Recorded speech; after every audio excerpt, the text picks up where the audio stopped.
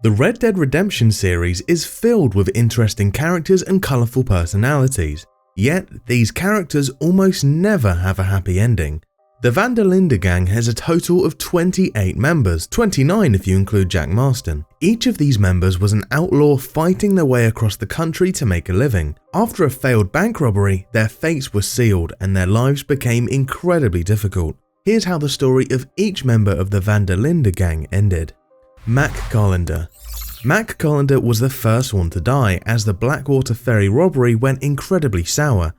The Pinkertons were waiting for Dutch's gang ready to ambush them. However, while most people got out safely, Mac was not that fortunate. Mac was a violent man. Hosea mentions Mac's tendency to lose his temper quite fast even when things were going his way. Perhaps that violence eventually caught up to him during the failed robbery, but that is something we can only speculate. Mac's death is very vaguely mentioned throughout the story, but what we do know is that Agent Milton caught up with Mac and his death was slow.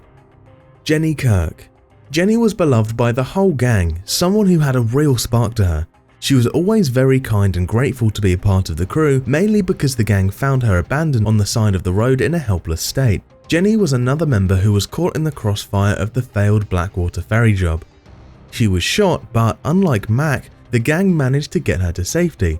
Unfortunately, Jenny succumbed to her injuries and would die as the gang headed north. Jenny's death was the hardest hit for Lenny in particular. He was deeply in love with her and had wished to make a life with her. However, that failed robbery would end up in her untimely demise. Davey Calendar. Davey Calendar was the third one to go. Being Mac's brother, they both joined the Van der Linde gang together. Davey was an alcoholic poker player with an itchy trigger finger. The Calendar boys were often described as vicious, and that's all that Davey ever got to be. During the Blackwater Ferry robbery, Davey was brutally wounded by a gunshot to the stomach. He tried his hardest to hold on as the gang fled from the town to head up to the mountains near an abandoned area called Coulter. Unfortunately for Davey, his wounds were too severe and the weather was too cold. He passed away from his injuries shortly after reaching Coulter. Sean Maguire. There was a short period of calmness after the Van der Linde gang rode down from Coulter. They spent some time near Valentine and then eventually found themselves near Lemoyne. Lemoyne was known for a Shakespearean feud between two families, the Greys and the Braithwaites. Of course, Dutch, being a conman of the highest stature, decided to intervene and take advantage of the situation. Sean Maguire was a hot-blooded Irish lad. Almost nobody liked Sean, but everybody also loved him because he was his authentic self, and he meant well. The Greys eventually found out that Dutch was playing both sides, which results in the Greys ambushing the gang in Rhodes. Sean is shot in the face with a high-caliber rifle during this ambush, and he simply stood no chance. Kieran Duffy. Kieran was originally part of Como Driscoll's gang, but the gang caught him up in Coulter. After a bit of time with the gang, he got adjusted and was made part of the crew. Kieran took care of the stables, and he was a very helpful person to everyone around him. He was the opposite of what one would expect out of an ex-O'Driscoll. While the gang was in St. Denis, Kieran was kidnapped at some point during the night by Colm O'Driscoll and his gang. As a sign of revenge for betraying him and a warning to the Dutch, they decide to kill Kieran in one of the most horrific ways. Kieran was tortured by the O'Driscolls until he revealed the Van der Linde gang's location, after which he was brutally mutilated, decapitated, and sent back to the camp attached to a horse. Hosea Matthews. Hosea was the heart of the Van der Linde gang, someone who brought a sense of rationality to the very impulsive Dutch Van der Linde. Dutch was not the kind of person to be left unchecked, and Hosea was his crutch, someone who made sure that Dutch wasn't losing his sanity. Dutch had the plan to go to Tahiti, and for that, they decided to do a robbery at the Bank of St. Denis. The Van der Linde gang walked in strapped, and they started robbing the place. Unfortunately, the Pinkertons already knew the plan. They knew that the Van der Linde gang was coming, and they already had the whole city covered. Hosea was caught by the Pinkertons and subsequently used to negotiate Dutch's arrest. However, Milton did not agree to Dutch's negotiation tactics and shot Hosea as a sign of war. Hosea Matthews was killed in the streets of St. Denis as chaos ensued all over the gang. Lenny Summers. Lenny is portrayed as a clever and jovial youth, displaying his intelligence and zest for life. He proves to be highly skilled and capable in various scenarios, earning the admiration of Hosea and Arthur, who consider him one of the gang's most proficient members. Right after the tragic demise of Hosea, the gang swiftly navigates to the rooftops of St. Denis, attempting to flee. Lenny selflessly steps forward, offering to locate a secure path for the gang's escape. As he dashes ahead, two Pinkertons armed with rifles spot Lenny approaching and mercilessly shoot him down. Molly OShea. Molly OShea was Dutch's significant other, at least for most of the game. This Irish lady of sophistication lived a lavish life in the camp and barely ever helped the crew in doing any of the chores. The thing is, she was quite an emotional person, one that let her emotions drive her and fuel a lot of her decisions. That's not bad in most cases, but Mrs. OShea's emotional drunken state would lead to her death. Molly went on a bender one night with Uncle and returned to camp ranting and breaking down regarding Dutch. She was vying for his attention, but he was too focused on other things to care. For some reason, during her drunken state, she claims that she informed the Pinkertons about the gang's St. Denis heist plan. This makes everyone angry, and rightfully so. In the heat of the moment, Susan Grimshaw shoots her in the stomach with a buckshot. The irony in all this is that Molly didn't tell the Pinkertons anything, she just wanted attention. Susan Grimshaw. After Molly's death, the situation escalates and the gang is in disarray as Dutch is more paranoid than ever with the fear of a traitor among his crew. When the truth came to light and when Arthur revealed it to be Mika Bell, no one stood by his side other than John Marston and Susan Grimshaw. A standoff began with guns pointing in every direction. Susan Grimshaw held her trusty shotgun in her hands. However, Javier came running with the news of Pinkertons approaching. Miss Grimshaw was distracted for a split second and she looked in Javier's direction, and at that moment Mika took the shot. Mrs. Grimshaw was on the ground suffering quietly for a moment and eventually died due to blood loss. Arthur Morgan.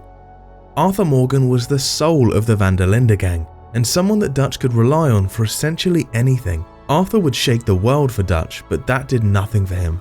Arthur was diagnosed with tuberculosis and his body was slowly degrading until it got bad enough that he was having regular coughing fits and pains. Arthur found out about Mika's betrayal while saving Abigail Marston from Milton. He brought it up with the gang and got betrayed by everyone he knew other than John Marston and Susan Grimshaw. A chase began from then on and Arthur first lost his horse. Then, to get John out to safety so that he could live out a life with his family, Arthur became the distraction, a sacrifice. He was later interrupted by Mika Bell and the two threw hands in a brawl. Arthur was gravely injured during the fight and eventually died peacefully knowing he got his redemption. Leopold Strauss. Leopold Strauss was a greedy man. He was one of the most ruthless people in the camp, not through violence but through crippling debt. He would loan out money to those who needed it more than anyone else and then make the gang hurt them to return it with interest. In fact, he is one of the members that becomes the most hated, and some would say that he deserved his brutal demise. Arthur exiles Strauss from the camp before the final standoff. He had a major mental breakdown due to the lives that Strauss was ruining. Eventually, years later, John finds out that Strauss was captured by the Pinkertons.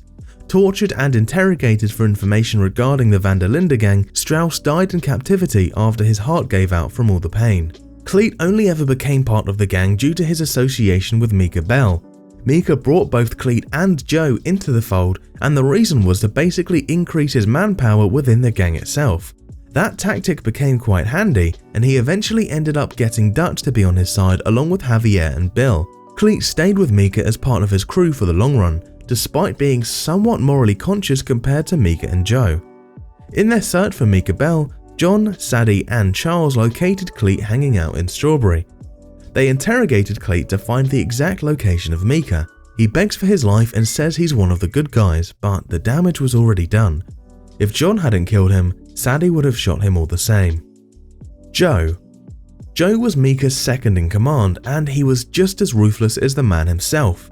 Joe is not only one of the most despicable people in the game, he actively continues to be one despite being with the Van der Linde gang.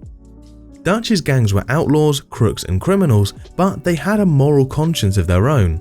Joe had no conscience. After locating Mika, the trio of John, Sadi and Charles headed up to Mount Hagen to find and kill him.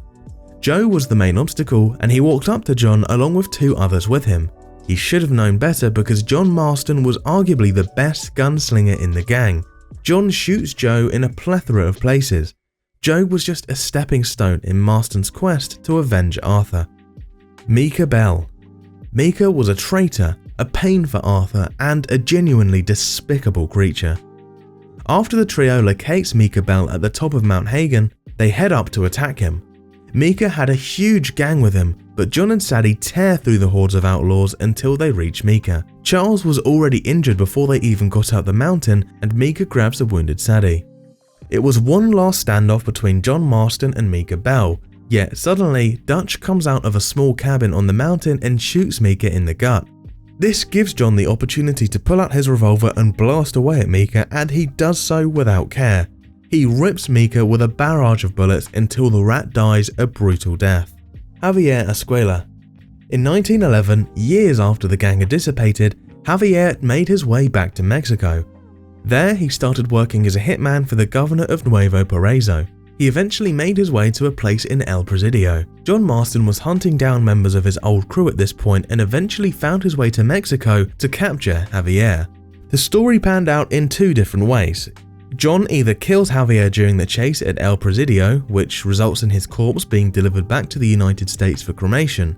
The other was John capturing Javier alive. He then delivered him to the Pinkerton agent in Mexico, who took Javier back to the United States to be executed, which he eventually does. Bill Williamson. After JavierEscuela, it was Bill Williamson's turn. John hunted him down in Mexico, a place called Nuevo Paraíso. Bill was working with Colonel Linde, and a big shootout started in an escalera. This battle was pure adrenaline for John as he ducked and dived through hordes of soldiers who kept coming to kill him. Eventually, Bill was betrayed by Colonel Linde himself. He offered Bill up to John in hopes of surviving, and after shooting Bill in the face and killing him, he lets Reyes kill Linde as well. Bill died a hopeless lunatic the same way he lived. Dutch van der Linde. Dutch van der Linde was the pragmatic leader of the Van der Linde gang. A teacher to some, a hero to others, and a monster to most, Dutch was almost a messianic figure for his crew, and they believed in him with their whole hearts. He did have his best interests above all and did not care much for the people in his gang after the traumatic events. Dutch lost his way and eventually loses his mind. He turns to insanity in the latter half of his life, and when John finally comes for him, they face each other in a standoff atop a cliff. Dutch's plans had never worked before, but this final one was going to be his swan song. He jumps off the cliff to the depths below, sparing John the pain of killing his mentor. Uncle. Uncle was always a funny figure, a source of humour for the rest of the gang. He brought a smile to everyone's face, and after John was done killing his old comrades for the government, he went home to his wife and son and uncle. There was peace for a time, but that peace wouldn't last long. The Pinkertons, under the leadership of Ross, decided to kill John Marston and the remaining members as well. They attacked John in his home in Beecher's Hope, and Uncle gets shot in the chest during the shootout. John Marston. John had struggled his whole life with his own emotional crises and with the gang's needs, along with the needs of his wife and son. The sins of his past eventually catch up to him. No matter what he did, he could not run away from it. Ross and the Pinkertons surrounded the area, and in a final attempt to keep his family's safety above all, he decided that he had to sacrifice himself. John put Abigail and Jack on a horse and told them to run. He, on the other hand, walked out in front of the flurry of Pinkertons and was barraged with bullets by the angry mob. Abigail Marston. Abigail Marston was everything to John, and he was everything to her. A few years after his death, Abigail succumbed to sickness and eventually died. There isn't much known about her death, just that it was a natural one. Jack grieved the loss of his mother and went back for one last bit of vengeance against his father's killer. Charles Smith. Charles Smith survived not only the Blackwater ferry robbery but also the Greys, the O'Driscolls, Guarma, and eventually the Pinkertons. There is no source that tells us how Charles eventually ended up dying, but we do know that Charles headed out to Canada to find his people and hopefully settle down with a family of his own. He was done with the life of crime as it had gotten too much for him. Sadi Adler. Sadi Adler was a cunning and powerful woman. She had the charisma and the gun skill to become a terrifying bounty hunter, and that is what she ended up doing. She helped John in taking revenge for Arthur's death, in killing Mika, Joe, and Cleef, along with helping him make some quick cash. There is no information about how she died, but seeing her ferocity, she probably lived out the rest of her life as a badass bounty hunter. Orville Swanson. Reverend Swanson left the gang before things turned bad. He takes a train out of the West in search of a better life. As far as the hearsay goes, Reverend Swanson went to New York to become a preacher, leaving his life of alcoholism behind. Simon Pearson. Pearson gave up on his dreams of being a chef in a gang of outlaws and instead reverted to a life of normality. He was tired of the chase, so he went and settled down in Rhodes. John runs into him once more before his eventual demise, as Pearson now runs the general store in Rhodes. Mary Beth Gaskill. Mary Beth was the one person who made it big after surviving the gang's chaotic endeavours. She went on to become a popular novelist, and after all that educating and reading, she deserves to be one indeed. She got herself a pen name as Leslie DuPont and wrote some popular romance novels. Tilly Jackson. Tilly was a sweetheart but also someone who suffered. However, by the end she turned her life around completely.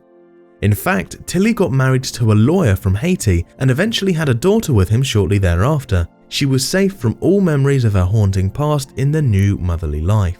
Karen Jones. Not much is known about Karen's death, but there is one thing we know. Karen turned into a massive alcoholic after Sean's death. She had a thing for him and had trouble processing what happened to the Irish lad. Her alcoholism kept her busy, but the gang protected her as she was one of the crew. After the gang was over, Karen presumably succumbed to alcoholism. According to Tilly, Karen might have drunk herself to death. Hosea Trelawny. There isn't much known about Trelawny. The man was always an enigma, and that is how his end also remains. We don't know what happened to Trelawny in particular, but the rumours were that he returned to his family in St. Denis, which would be a decent ending for a man as hopelessly in danger as Hosea Trelawny. Jack Marston. Jack Marston was the youngest member of the Van der Linde gang. He saw the inner workings of the gang, and yet he was a good boy, someone who would have eventually had a good life. However, all that was destroyed when he saw his father's corpse as a teenager. Jack's entire life then turned into making sure his mother was protected and safe.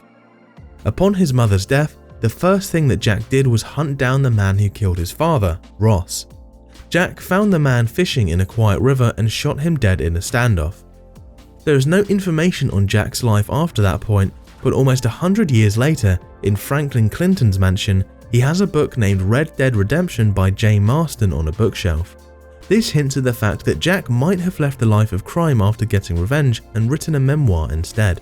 At the end of their stories, it was almost always a heartbreaking conclusion for the characters. The game had some of the most brutal deaths for the characters, doused in irony. A lot of them didn't even have to die that way. Of course, a lot of the blame fell on Dutch, who rode them straight to their deaths. This is how the Van der Linde gang's story ended, some of them more brutal than others, but heartbreaking and triumphant nonetheless. Thanks for watching.